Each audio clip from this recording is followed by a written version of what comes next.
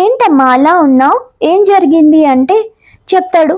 అమ్మా, మరి నువ్వే కదా నేను ఆ వస్తువుల్ని షేర్ చేసుకోవాలి, అందరికి ఇవ్వాలన్నావు.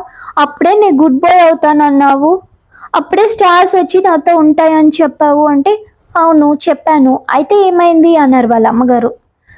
ఏం చేస్తాను, ఇవాళ క్లాస్లో విజయ్ నా బాక్స్ అడిగాడు, మరి నేనేం చేస్తాను, ఇచ్చేసాను అంటే బాక్స్ ఇచ్చేసావా, బాక్స్ ఎందుకమ్మా ఇచ్చావు అంటే మరి నువ్వే కదా చెప్పావు నేను గుడ్ బైలా ఉండి నా వస్తువులు అందరితో షేర్ చేసుకుంటేనే నా దగ్గరికి స్టార్స్ వస్తాయని, అందుకే ఇచ్చేసానమ్మా అని డల్ మొహం వేసుకుని వెళ్ళాడు.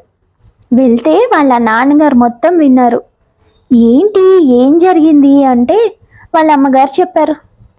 సర్లే పోన్లే, ఆ అబ్బాయి కూడా చిన్నపిల్లాడే కదా, వదిలేద్దాం, వీడే ఊరుకుంటాడులే అని అనుకున్నారు. కానీ విషు ఊరుకోలేదు. వాడికి వాడి పెన్సిల్ బాక్స్ గుర్తొస్తుంది.